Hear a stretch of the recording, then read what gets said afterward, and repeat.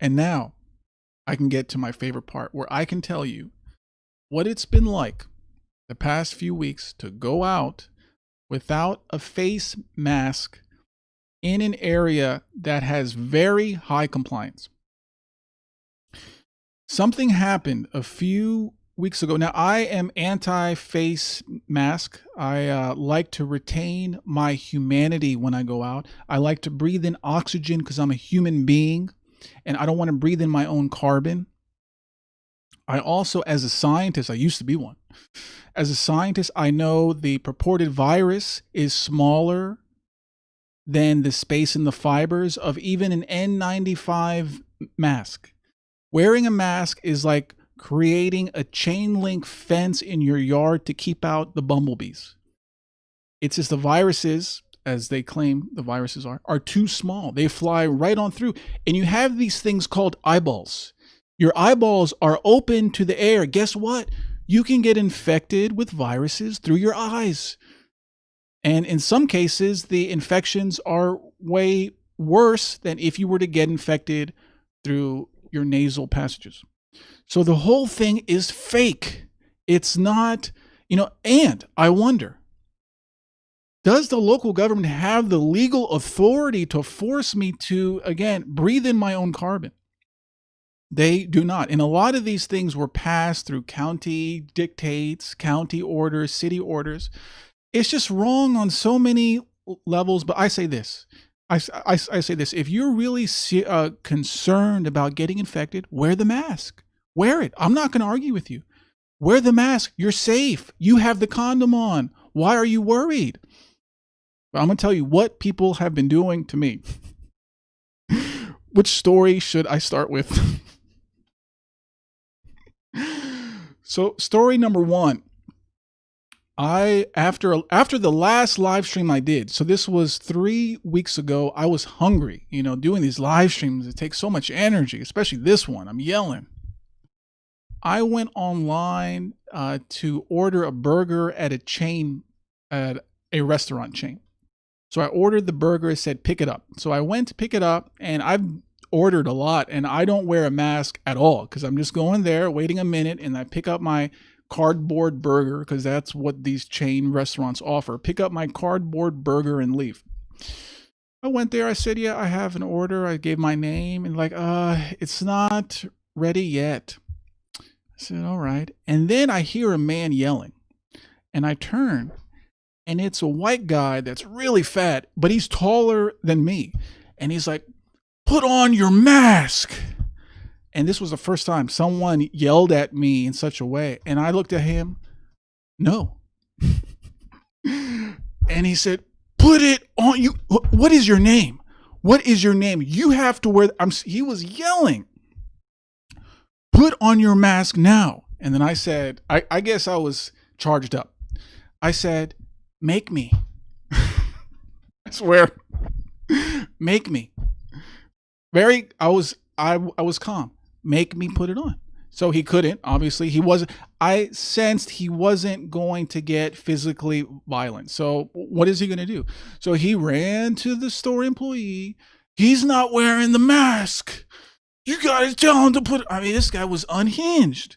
And I said, hey, there's people in the dining room. They don't have to wear it. Go ahead and look. And he looked at the dining room. There was people there eating and talking, spraying juices everywhere, just like maybe 10 feet away. And they didn't have to put the mask on. He was like, oh, okay then. So he got his order. He got 4 cheeseburgers for himself. And then he left. Now I'm kind of, he yelled at me. It doesn't feel good to get yelled at, guys. So then now the staff is like, you have to put on the mask, sir. I said, but they don't have to put it on. If they're eating, they don't have to put it on. Why do I?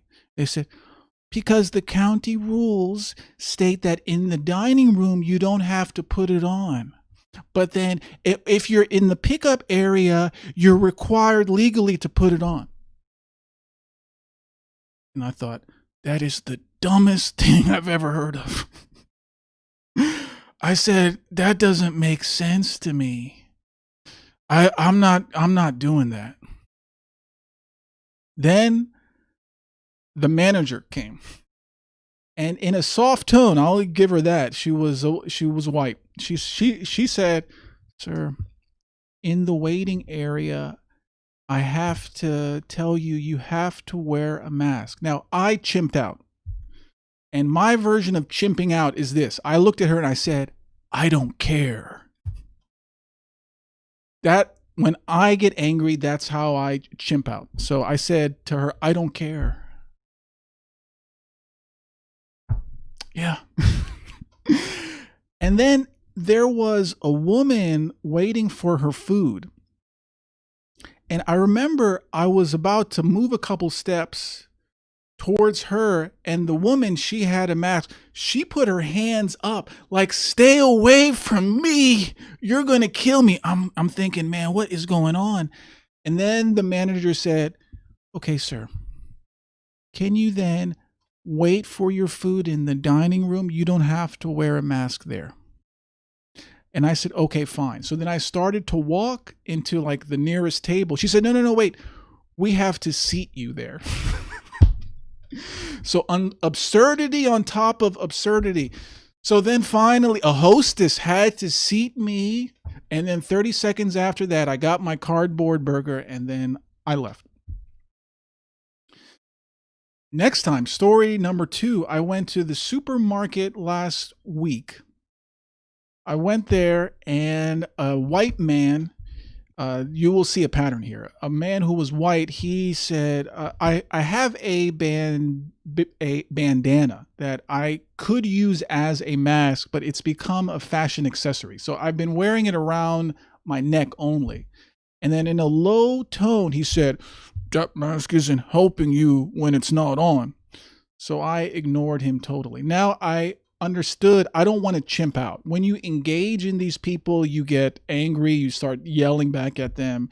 I don't want to be the next viral sensation on Twitter. So I ignored him and he was gone. Many aisles after that, he's basically stalking me through the store, stalking me, checking if I put on the mask or not. And then now in a louder voice, he's like, "You got to put it on." So I didn't. Now I didn't say a word to him at all. Now, fast forward to yesterday. Every time I go out now, I don't know, the aggression has really gone up. So yesterday I go out. Now, you're probably wondering, how do I get in the stores? Well, if the store is big, you just walk in confidently, like you belong there. It's like trying to enter a nightclub even though you're not on the guest list. So there is a woman whose job is to ensure at the supermarket that I put the mask on, but I just keep on going. I just go in, and even if she says something, I can't hear well, right?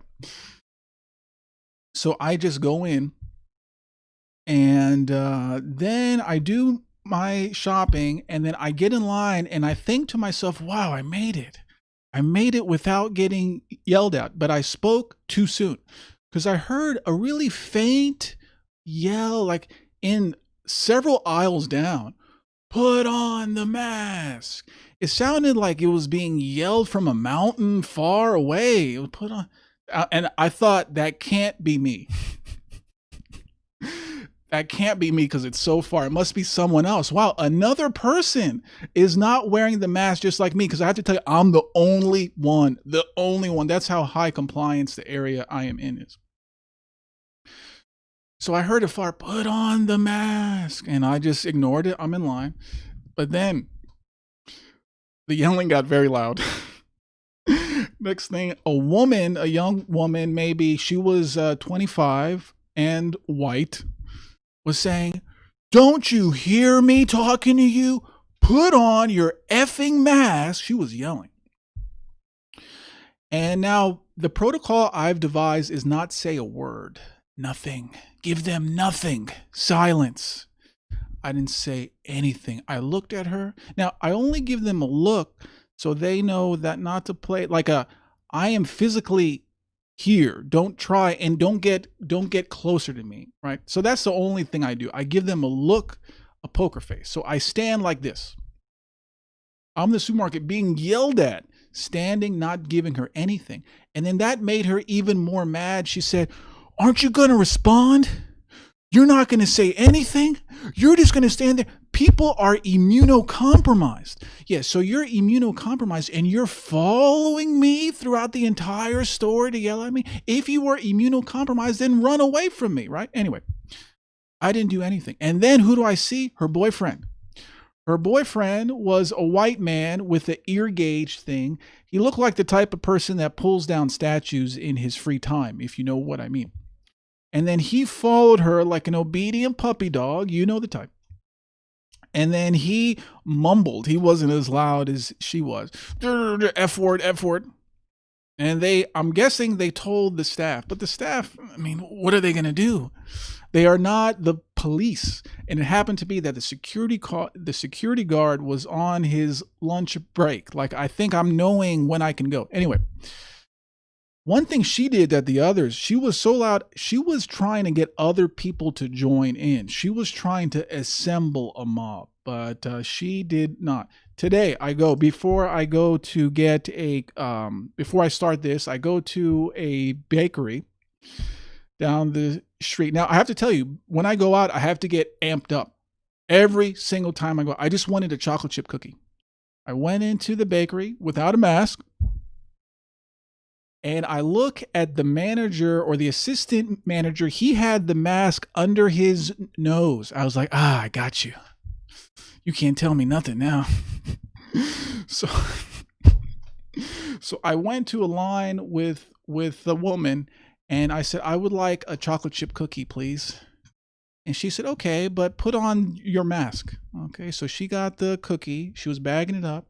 And she said, "Sir, you have to put on your mask." Again, number 2. I just said,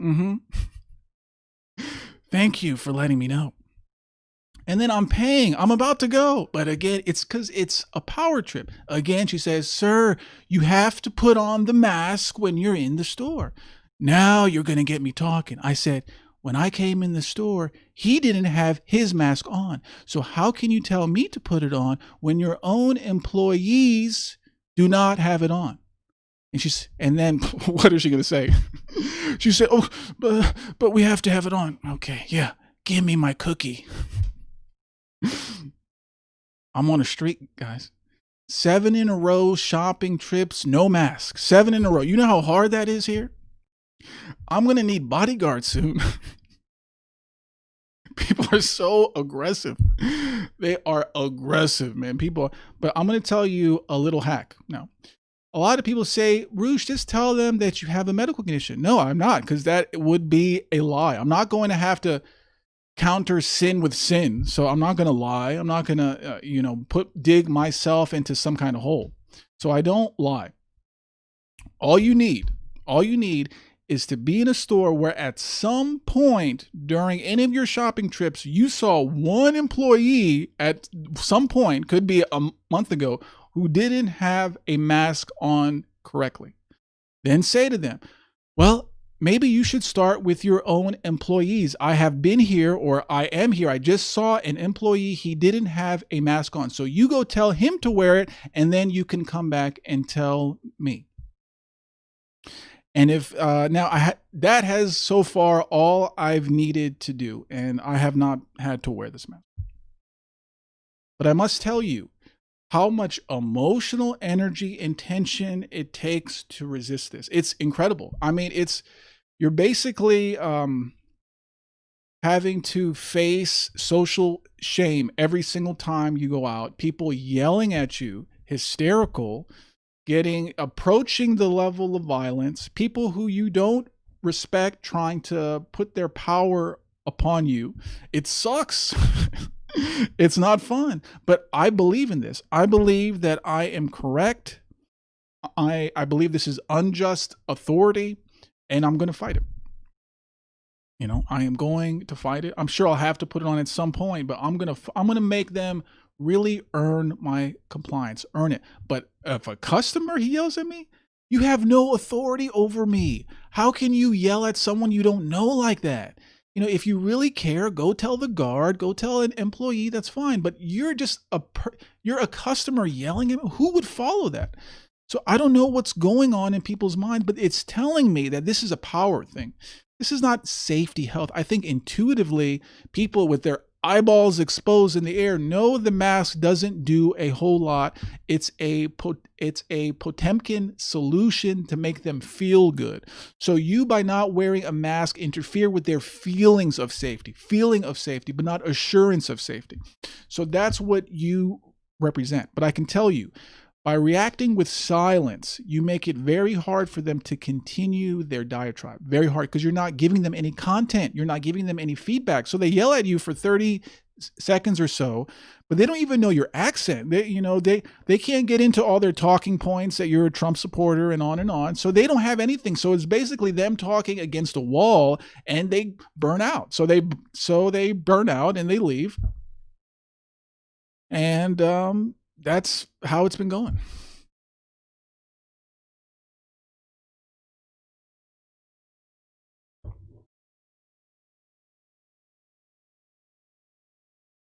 But the one pattern I can tell you, the people who tend to yell at me the most are white people.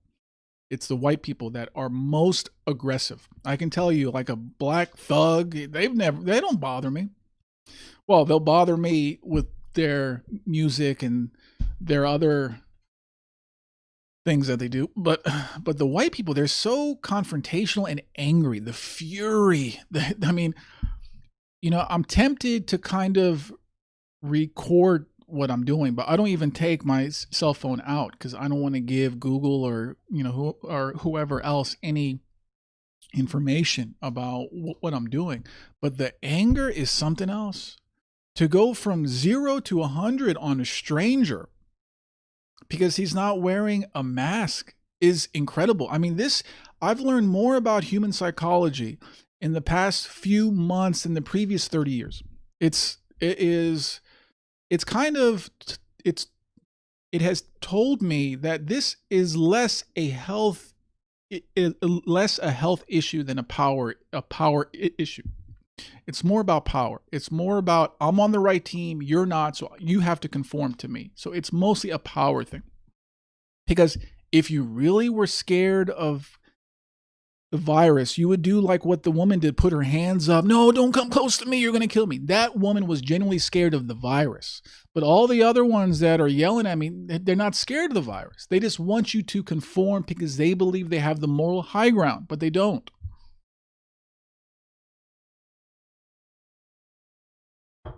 So if you live in the Washington, D.C. area and you want to go shopping without a mask, get in touch with me. I will go shopping with you.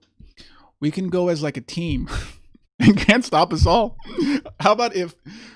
Why don't we do this? Why don't we do a shopping excursion where 10 of us without a mask go to the supermarket?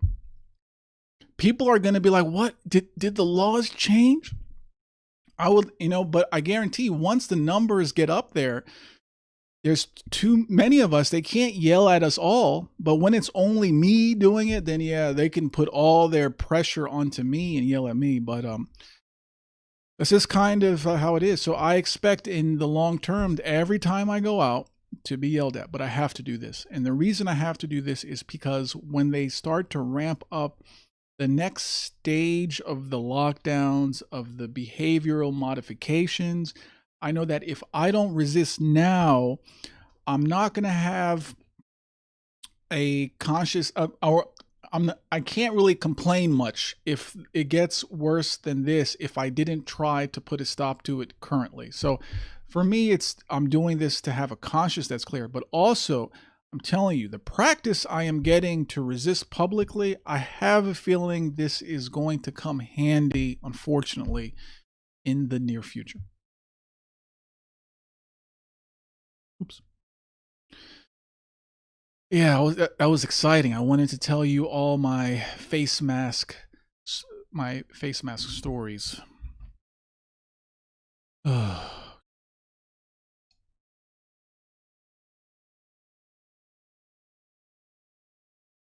I have a couple of articles about the mask. I don't know if we need to spend a lot of time in them, but here is a picture that is on the side of a face mask box. And it says, this product is an ear loop mask. This product is not a respirator and will not provide any protection against COVID-19 or other viruses or contaminants. Yeah, because like I was saying earlier, the virus is too small. So it flies right on through.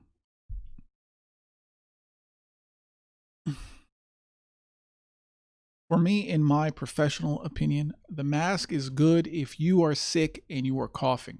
If you're coughing, the mask can catch water droplets. So the water droplets are pretty big, right? So the mask definitely catches that. So if you're sick, then you should put that on. But if you're not sick, and the WHO has even admitted that asymptomatic transmission is, quote, very rare, there is no point. If you really want to save lives, let's criminalize abortion, and you'll save a lot more lives than yelling at me in the supermarket. And you're thinking, well, Roosh, how far can you go with this? You see that they're going to ramp up enforcement and compliance, and I don't care about that. I'm going to go as far as I believe is right.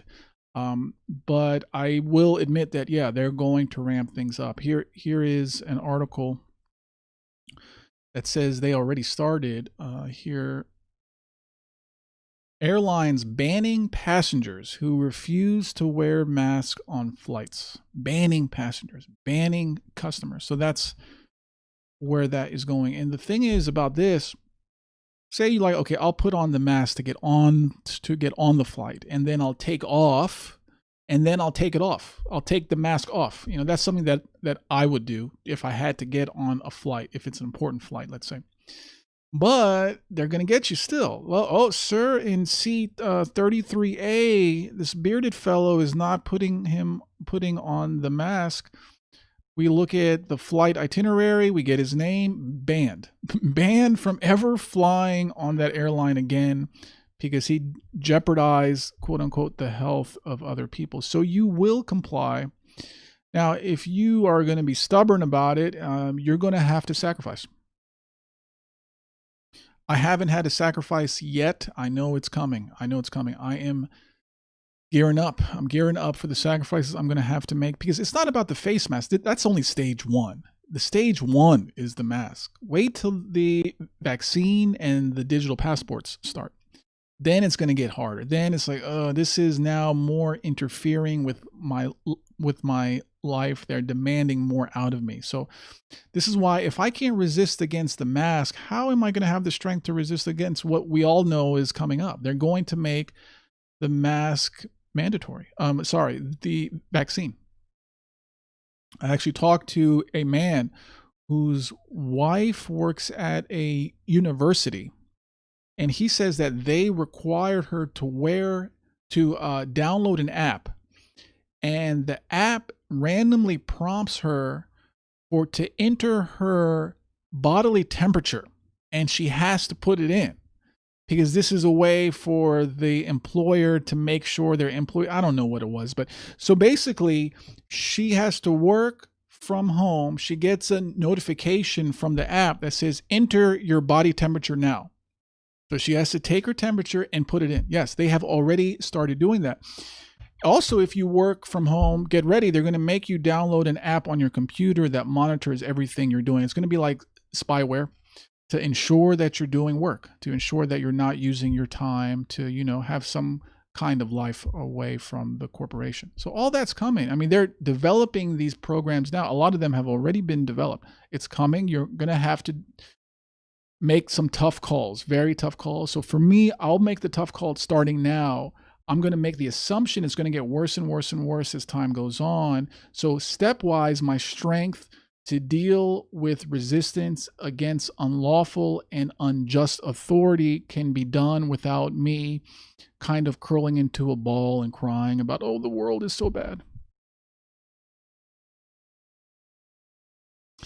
And to kind of hint to you the aggression that the mask wearers are putting onto others. Here you have a headline: man pulls gun on victim in argument over wearing face mask in store. let's see, where was this? This was in Massachusetts, I believe. Let's see. The manager of the Walgreens tried to break it up when two men began arguing because one of them was wearing a mask and the other was not. According to the police report, the man wearing the mask said he had stage 4 lung cancer, and the other man said he also had a medical condition. So, I'm sick. No, I'm sick. So he said he had a medical condition that prevented him from wearing a mask. And then police say once in the parking lot, the man with the mask used his car to box the other in, then pointed a gun at him and pretended to shoot it. Well, you got stage 4 cancer, buddy, but you're still, you seem healthy enough. So yeah, this is again why I believe it's a good idea. If you're going to do what I do, I don't advise you. You have to do whatever you feel is right. But if you're going to try this, I think silence is your best approach, because silence doesn't escalate it. So they yell, they run out of gas. And they run out of gas because you're not giving them any content back in order to go into one of many talking points. And what's good about, see, the problem with me, white enough that they feel they can confront me, but not so white that they can immediately attack me as a conservative or some kind of anti-black person. But I know if I was black, would really these white people come to yell at me? I'm too white, guys. I'm too white. I wish I was black. Then I can I can go to stores without the mask with impunity. No one can say anything, because as soon as a white woman says something to me, you're racist. You are racist. But unfortunately, I'm too white to use that. Maybe I can go with the you're Islamophobic, but again, that would be a lie. So I don't want to lie. I should not have to lie. Also, one more thing I want to say. When you're accosted about the mask, about putting it on, one thing they want you to do is comply, yes. But second thing, they want you to defend yourself. They want you to justify yourself. So even if you say, I have a medical condition, or, well, the virus is not going to work, it doesn't work anyway. No, don't give them anything. Don't give them no justification, because you justifying yourself is still sucking into their frame. They want power over you. Prove yourself to me. Tell me why you are doing that. No, I don't have to give you a reason for how I live my life, how I embrace my own God-given humanness. I was made in the image and likeness of God without a face mask. And the only reason I wear clothes is because of that big dummy Adam in the Garden of Eden. He ate from the tree. But if it wasn't for Adam, I'd be naked totally.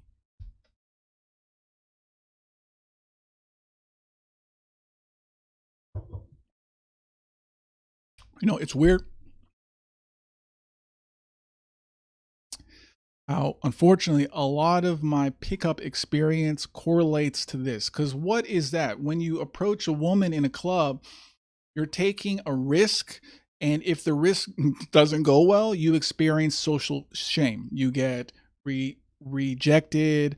The girl could yell at you, call you a creep, say that you're ugly. If she complains to a manager, you can get ejected from the venue. So when you go to the store without a mask, it's like that. It's like you're approaching like a hot girl, and there is a risk. You will get rejected by the other customers. You'll get ejected.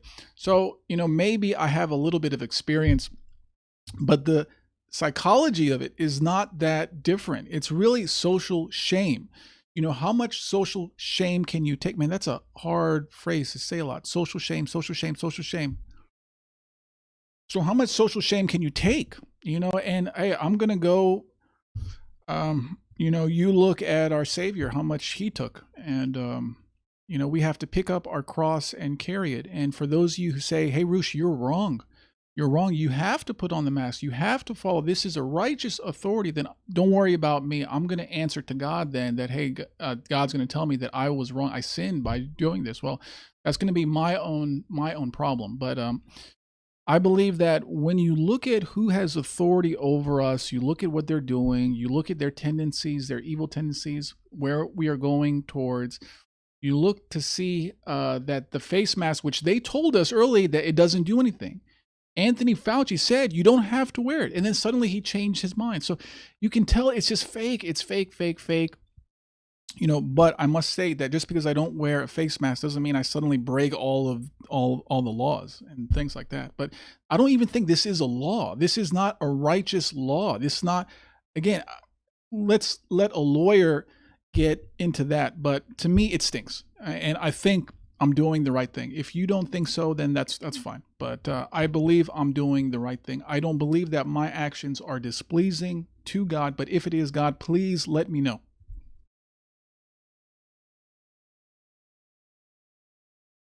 So here we have a story out of Colorado. Headline: Colorado town threatens residents with 1 year in jail if they defy mandatory face mask order. So now, at first they'll give you a fine, then another fine. I think it's the third time if you break the law about the face mask. Then see how it says, it doesn't even say law. It says mandatory face mask order. It's not even a law. Face mask order. Well, do you have the authority to do? I don't know. I wish these are the days I wish I was a lawyer. So anyway, someone on Twitter had a good comment. He said, we went from 15 days to slow the spread to wear the face mask or go to jail. And yeah, see how the goalposts keep moving, keep moving. This whole thing started because we don't want the hospitals to reach capacity. Do you remember that? Because Aunt Jemima does.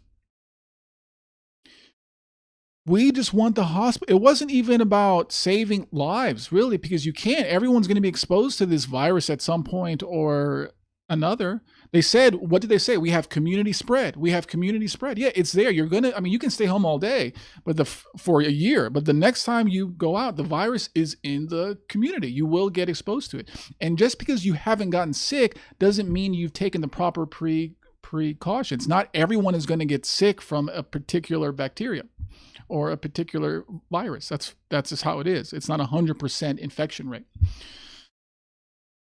So they keep changing the goalposts because they know where this is going. They wrote the script, man. This is like a movie script. This is a script, step by step. Let's turn the page. This is what we got to do now. Now we got to push the face mask, and then we got to push the apps, and then we got to push the vaccine. This is a script. If you don't see it for the script that it is, then I don't know what to say to you except that they are going to demand a lot more out of you. That's all I can say. It's not going to stop here. If you think, I know a lot of you are not on board with me about not wearing the face mask, and that's fine. Because for you, it's not that inconvenient. That's fine.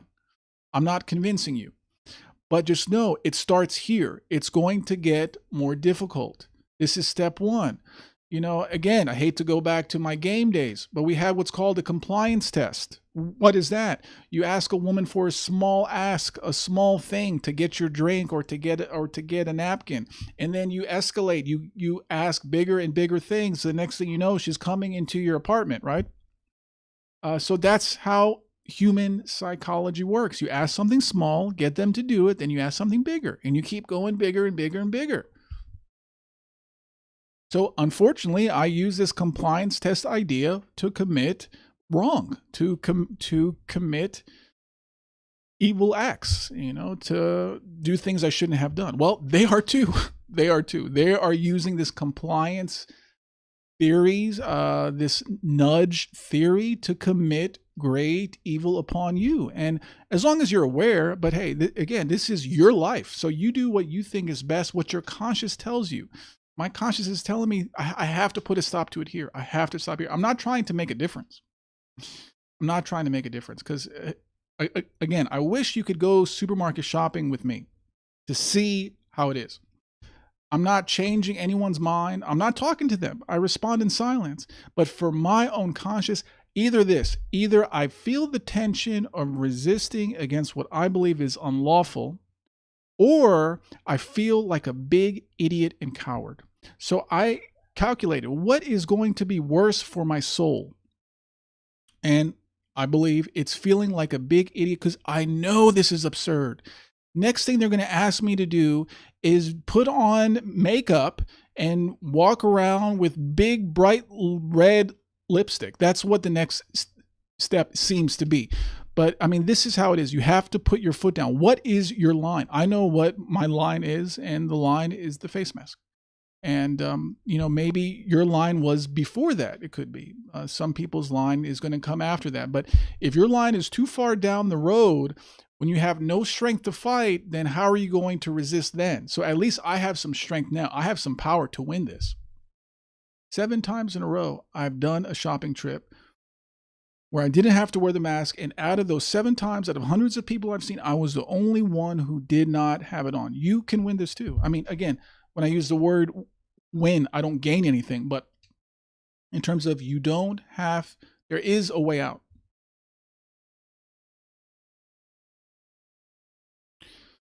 And here's an article that really says what the program is about. Every now and then the media, it lets go, it leaks out what the actual truth is. So here it says, Californians are losing their fear of the coronavirus, setting the stage for disaster.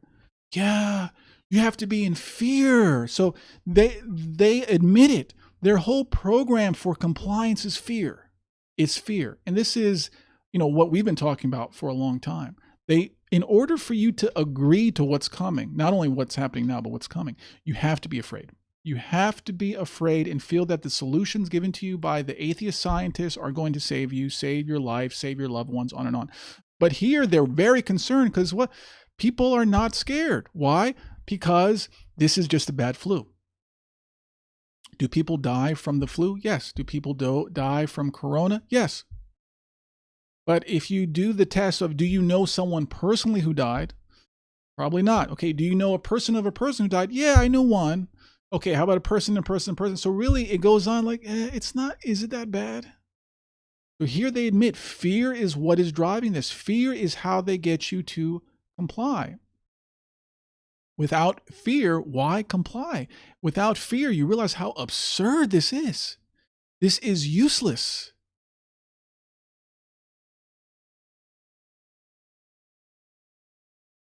And of course, we know that the media has been, when I go to my dad's over dinner, he used to have the news on. And the news was that nonstop, nurses are heroes, doctors are heroes, showing people in the hospital room, getting the air, how sick they were. I'm like, Dad, can we watch something else? So I haven't been watching that. So let's look at what NBC did. Here we have a headline, a doctor, and it says, "The worst I've ever felt. Dr. Fair describes what it felt like to contract COVID-19. And they ran a lot of segments on this guy. A lot. It was like a documentary, It was like every time they had to give an update. How's he doing with the virus? So again, why? To get the fear going. Because look, even this good doctor got sick. You can get sick too. But something was revealed, and that is he never had the virus. He never confirmed tested for the virus. So they had the PSYOP pushed onto them that look at the virus, what it's doing to our NBC doctor, our correspondent. He never had it. He was an actor. Just like all the real actors that are coming out. Tom Hanks. I got the virus and Trump sucks. Okay. Yeah, just another acting role, Tom. You're not going to get an Oscar for this one, buddy.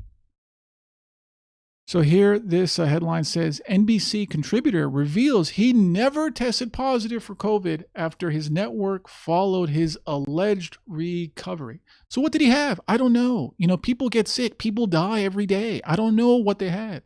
People's lungs go out. People get infected with things. People just die.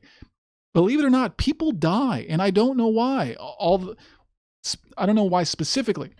But people die. Just because people still die doesn't mean it's the virus. So here you had the premier news organization of the United States, having basically a long-running TV series about a doctor who had a virus, presenting it as real, but he never had it.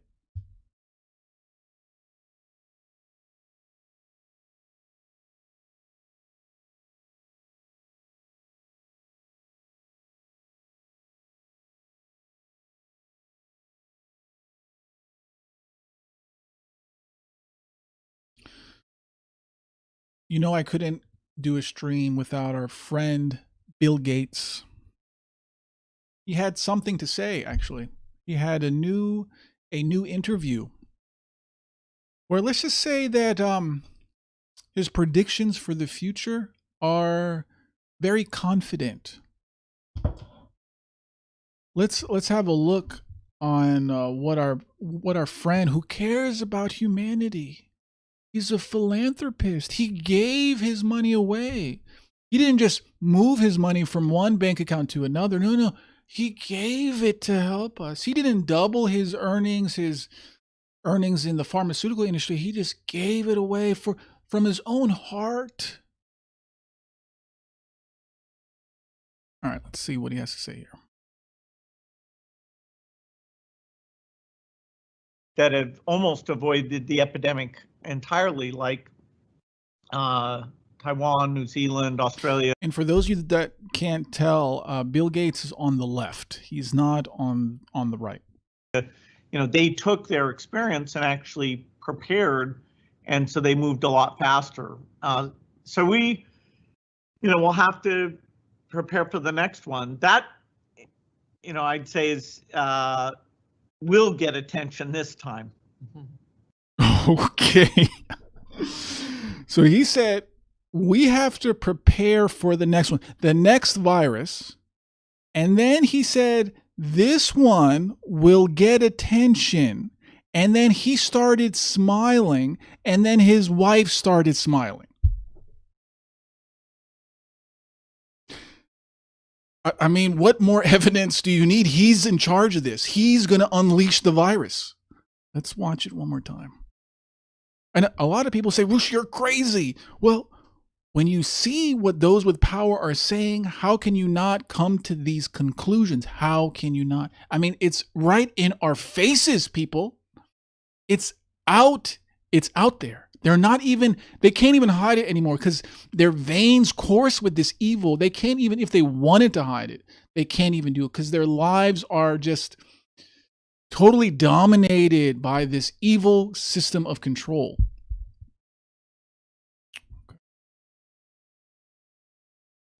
Very quickly, like experience and actually prepared, and so they moved a lot faster. Here it is. So we, we'll have to prepare for the next one. That look, he starts smiling already because he knows. He said we have to start preparing for the next one. His mind was filled with the image of the virus that's coming that he knows, and it makes him happy because he can usher in all his plans because of it. I'd say is will get attention this time. That is some evil stuff, man.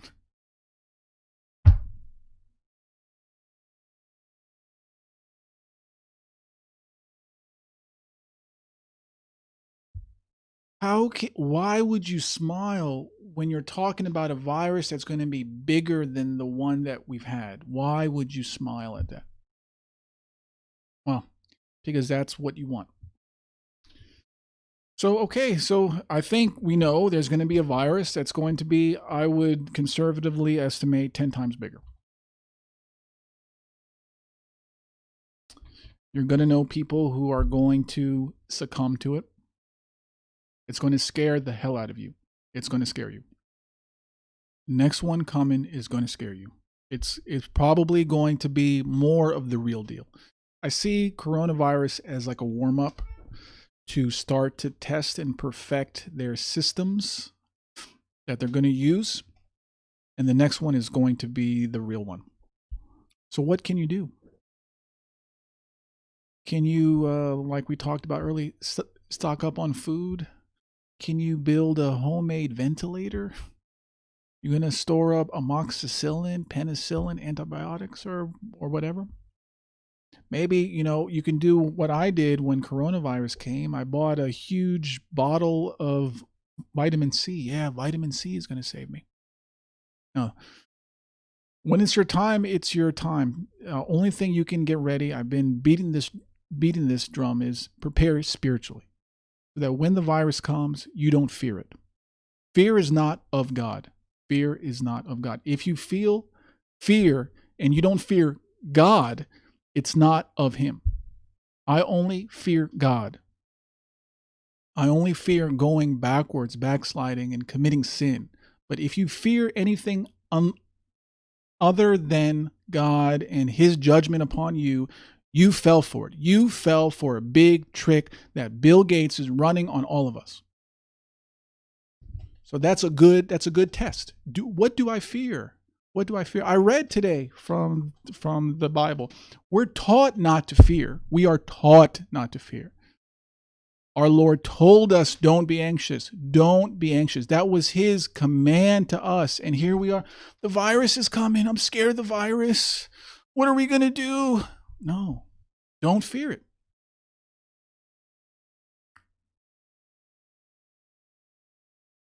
Especially the New Testament, I don't see it as a metaphor. Some parts of the Old Testament, yeah. But the New Testament, I take it literally. And if you know me, you know that whatever I do, I go all the way. When I was in the wrong path, going all the way was not so great. But when I'm in the right path, going all the way tends to produce a faith that will endure, I hope. But if I only go halfway, if I just, I'm praying every day, but all these YouTube videos are so good, Oh, church every Sunday, I want to sleep in, I'm tired. No, got to go all the way. If you're going to do something, do it correctly. And if there's anything that you should go all the way in, it's your faith. Going halfway makes an assumption that you have all the time in the world. And it insults God too, because you're acting as if you are God to know that you have time. How do you know? Yeah, build your barn, stock it with your food, stock it with your entertainments, think that I'm going to be happy and merry because I have this great house with all my food and Netflix. Yeah, then God will demand your soul right then and there.